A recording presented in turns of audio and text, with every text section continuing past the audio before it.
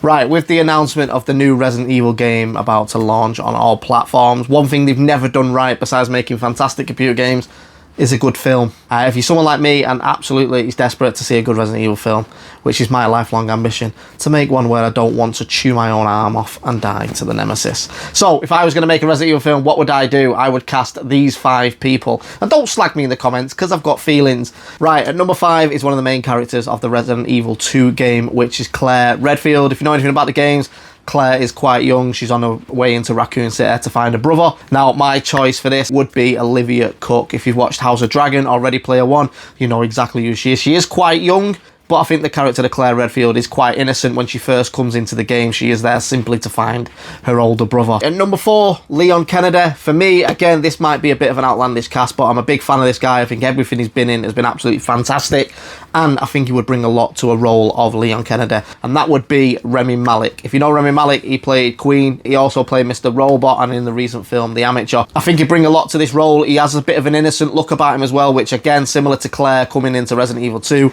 he's a rookie, first day on the job, and he's a bit wet behind the ears and find himself getting chewed on by zombies within about 25 minutes. Number 3, again, one of my favourite characters in the Resident Evil series is Jill Valentine. She's an absolute badass with a little beret.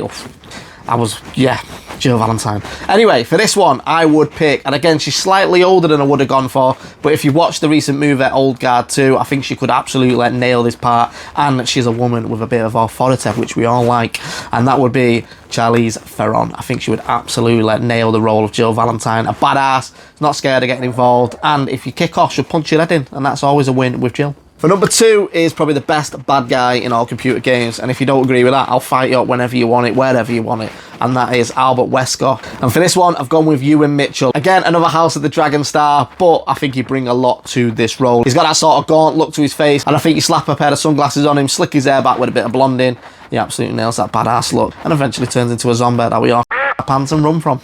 Best character of the game. Every time they've done a Resident Evil film, I think they've absolutely butchered the casting on this.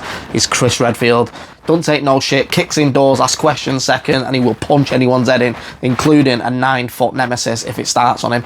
And for that, you've got to have someone who looks the part. That's why I've gone with one of my favourite actors of all time, John Bethnal.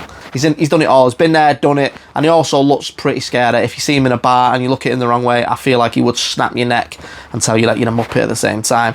And I think Chris Redfield needs to bring that to Resident Evil.